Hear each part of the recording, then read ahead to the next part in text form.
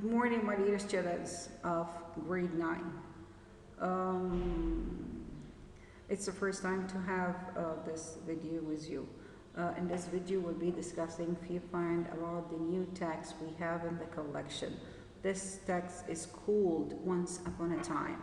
This text is by Nadine Gordmer. I try to put in this sheet or this video everything or whatever you can feel that is everything regarding this short story.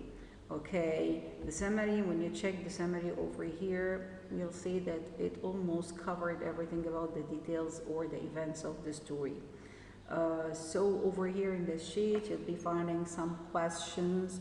You'll be finding the summary at the beginning of this sheet, and this sheet, by the way, is already uploaded in your LMS. So as I mentioned to everyone on your account, the Facebook account, that if you want to find this sheet, you'll be finding this under my name, and you know who is talking to you. Okay, so it's not under anyone except my name. So in this short story, the story is told from the author's herself or from the point of her view.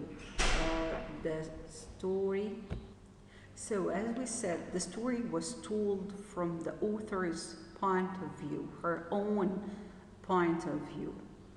It takes place at the point in her career when she has been asked to compose a short story for the children's book as a part of her duty. They said, "You're a writer, you have to make us a short story." At the beginning, she rejected. She said, "No, it's not because you are telling me right now or demanding me right now, I have to make or I have to compose a story I'll be doing right now. It's not right at all." But later on, she agreed to do it. After she presents death, she falls or she lies asleep. But in her bed, she thought that there is an intruder in the house. But actually, she wasn't right at all. Something else caused this sound in the house. So she realized eventually that the naturally creaky condition of her floorboard made the noise that gives her the feeling or gave her the feeling that there was an intruder in the house. When she went back to the bed, she started to tell herself a bedtime story. In this bedtime story, she was talking about a family, but a family with a husband, a wife, and a son. This family was having everything. She was a wealthy family with possessions or belongings, but there was another character who was the husband's wife. As they said over here, they said this old lady was wise and witch in the same time. She gave a suggestion that they, as a family, should protect or secure themselves very well. They can use all the facilities to secure yourself. They have to put themselves in a very safe condition. They have to feel safe. The family joins neighborhood watch organization that gives them like sign for the gates telling that you have been warned. It's like a sign to me at the beginning or at the gate outside. Gives the feeling to anyone that comes that we can see everyone or everything is watched. The family hired servant. The family wanted to keep herself or itself safe or herself safe, but this did not prevent some of the burglaries in the family, and this caused them a great fear. Till this point, and I will stop right now. Why? Because I will leave the rest of the events to you. As students, I need you first to read the text you have and try to find or check the rest of the events. Why? Because we are going to be discussing these events in our next Zoom session. Actually, I wanted to tell everything about the story, but if I give the full explanation here, or let's complete and say thieves were coming into houses and crime where was increased in the neighborhood. Every window and highly sensitive burglar alarm affected. The alarm is set off from the slightest movements. Why? They said that the alarm is set for the slight movement. Why? Because they were afraid. So they put the technology, they used everything in their hands to keep themselves safe, or to warn them that thieves are intruding or entering their properties.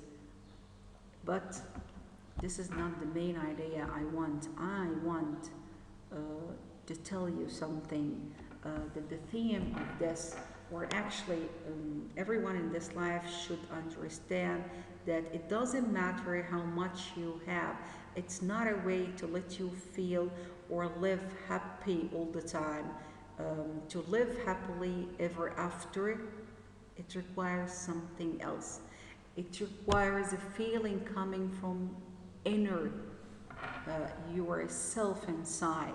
You have to feel safe from inside. You have to get this feeling in order to live your life happy all the time. So to live happily ever after, this requires more than material possessions. This avoiding and withdrawing from what we fear, especially if it is fear of the other, cannot solve the problem. So we shouldn't have fear from the others. We should accept everyone around, and we should know the way to deal with everyone. Even they are strangers, even they are thieves, burglars, everything. We should know a way not to stay aside, not to just, if we have a fortune, to bring whatever it costs or whatever can protect us. No, we have to know how to protect ourselves. We have to know how to get rid of the fear, if we have fear at all. Living in fear creates a prison of one's own making. What does it mean? If you keep on having fear from something or fearing the others, this will makes you, or will gives you the feeling as if you are a prisoner in a prison. You are behind bars. You cannot go through these bars at all. Why? Because you are afraid that something else might happen to you. Something horrible might happen to you, your family, harm, you'll be injured, you might get robbed, anything like this. No, you have to break those bars. You have to come over your fear. And this is the main point of this. So whenever you see the themes, or the 3 themes I put over here, if I give you a question, put or headline or highlight the main theme of this selection. It doesn't require you to write me the 3 parts I put over here. It's optional. Just choose the one according to your point of view that more suitable to this selection, or to the main idea to this selection. And by the way, 3 of them or match with this selection. So if I get some questions, I need you to get or to read the summary very well, to read the text in your books very well. Why? Because even in the test or in the coming exam, I'll be creating some questions from the summary itself. I'll be creating some questions from between lines. It's not only choose the correct answers we have over here. Okay? So if you check the rest of the worksheet over here, you'll see that I have put multiple choices regarding or telling or elaborating, exploring the story itself. All the MCQs over here are answered. Okay, this model answer will be downloaded or will be uploaded in your LMS sooner. Okay, and you can check everything. What I need before anything, I need you to read in order to answer these questions together. So for the next Zoom session, inshallah, we'll be answering these questions together. I'll be asking the question and you have to give me the answer for this, and later on I'll be double loading the answers for everyone, so you can easily check and get the model answer for the worksheet. If you want to find the worksheet, this worksheet will be uploaded on the LMS, but it will be uploaded under my own name. Okay, once again, as I said or as I mentioned before, all these worksheets will be uploaded under my name and no one else's name. Okay, so for the time being, kindly please, before having another meeting on the Zoom or another gather on Zoom, I need you please to check this selection, this text, and to be prepared even with your questions for me to answer you. I need participants, please, not just only one student or two students. I just need, if you can, and I will appreciate this very well or very much. I need full participants of the class, so it will be easy for us to discuss all the questions we have over here and elaborate everything regarding this text. For the time being, thank you, and stay blessed. Thank you.